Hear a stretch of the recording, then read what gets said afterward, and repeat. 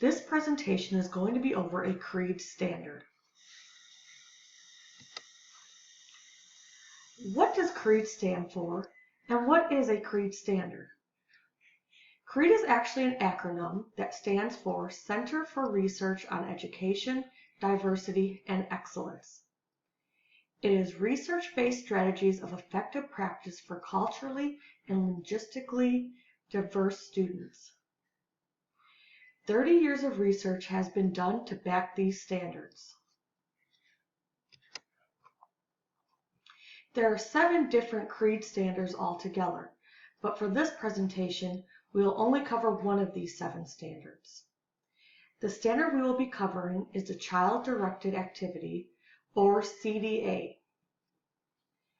For this presentation, I will be covering the procedures, examples of implementing the standard, and the benefits of the standard. Also, there will be a short video at the end of the presentation that covers a little bit of what the standard is about. What is child-directed activity? It is encouraging children's decision-making and self-regulated learning. This is done by providing choice in classroom activities, being responsive to activities generated by the children, and assisting children in generating, developing, or expanding on their ideas or creations within an activity. Basically, this standard allows children to make decisions, and by doing so, it will make them enjoy their education more and be more engaged in their learning. It also teaches children that they can have an opinion. Now let's take some time to look at the procedures of this standard. The first procedure would be for the teacher to design activities or centers that allow the children to have a choice in what they do. This can be done by allowing the children to choose their activity or the center that they would like to work in, and then engage with the child while they do their work.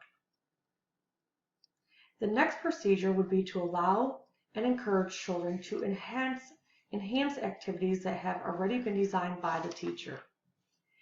Basically, allow the children to have an opinion on an activity and make possible changes if appropriate. Lastly, allow and encourage children to come up with ideas for activities that relate to the topic on hand.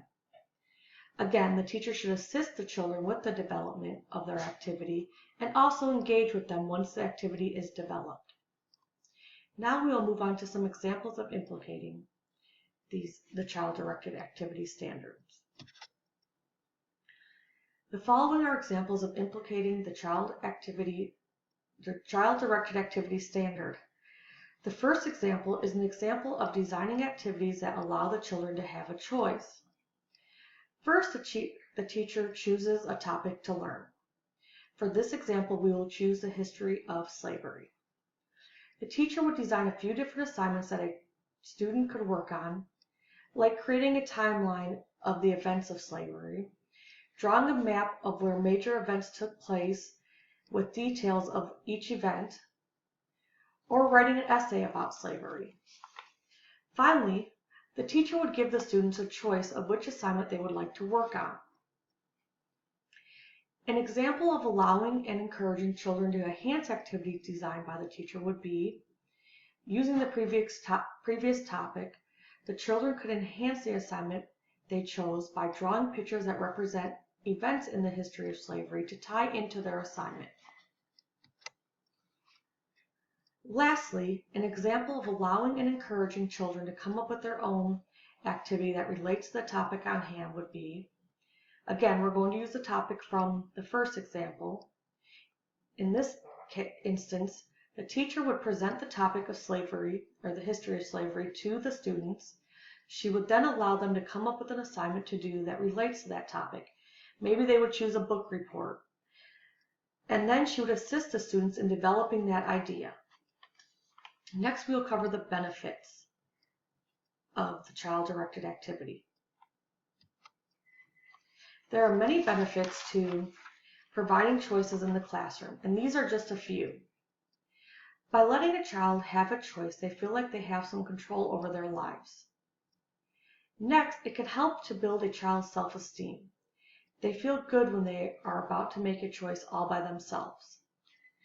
It also helps with child development, both cognitive and moral. On the cognitive end, it teaches problem solving. And on the moral end, it promotes self-regulation and respect. Another benefit is that it helps the children to take responsibility. The choice that they make is their choice, so they have to accept any outcome that comes from them making that choice. Next, by allowing a child to have a choice, it reduces conflict. The child isn't consistently being controlled. They have a choice in what they do, so they don't get as upset because they are not always being forced to do something that they do not want to do. Also, it enhances learning. The children want to learn because they get to choose what they learn. It motivates a child to do good because they got to choose what they wanted to work on. This ties into the next benefit of strengths and interests, because it allows a child to do something that they feel they can do well and that interests them, so they will put more heart into it, and hopefully in the end they will do a better job on it. You will now see a short video about the Child-Directed Activity Standard.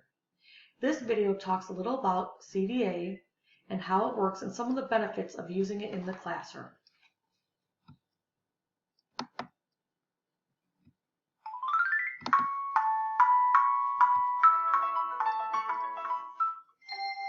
Brought to you through the regional support of First 5 Fresno County, First 5 Tulare County, and First 5 Madera County. Because it's all about the kids.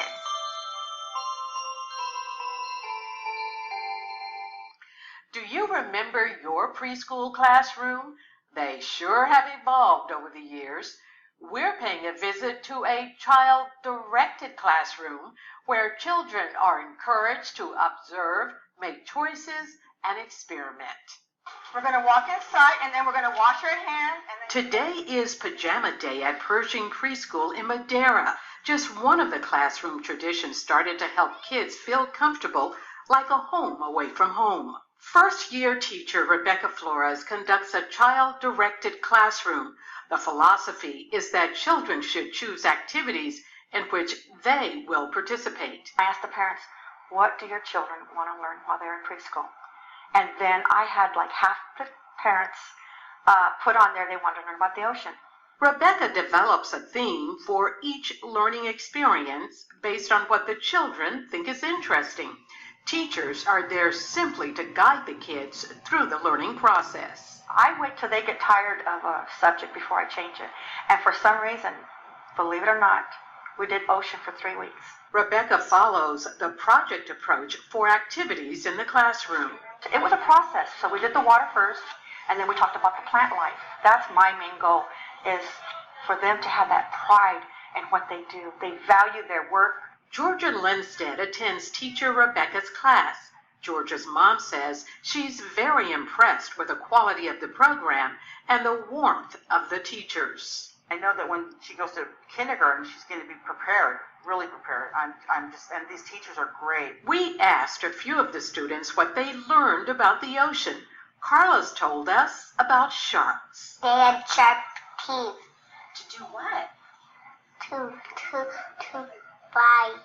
Next up, Caitlin. She had plenty of interesting facts to share. When their arms fall off, they grow new ones. The teachers told me. Then it was Dusty's turn. He wanted to tell us all about the ocean wall. That is a clownfish, and that is a seahorse, and that's an octopus. The children's ocean artwork was displayed around the entire classroom. What I wanted to do was to bring the ocean to life. I'm going to go to the ocean with my mommy. You are? I'm going to find some seashells for a teacher.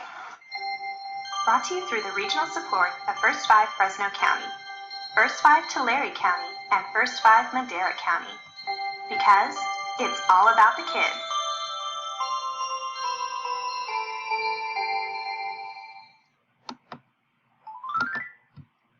Now, I like this video because It showed you some of the benefits of the child-directed activity. I mean, it wasn't a long video, didn't go into a ton of detail, but it gave you enough of an overview to give you an idea of what children-directed activity is, why it's beneficial, and how the students react to it. I mean, you got to see the students there, and they were very engaged, and they were excited about what they were getting to talk about the ocean. And you got to talk, listen to a teacher who talked about how, the child-directed activity works. So that's why I thought that this was a very good video. I really hope you enjoyed this presentation. Thank you.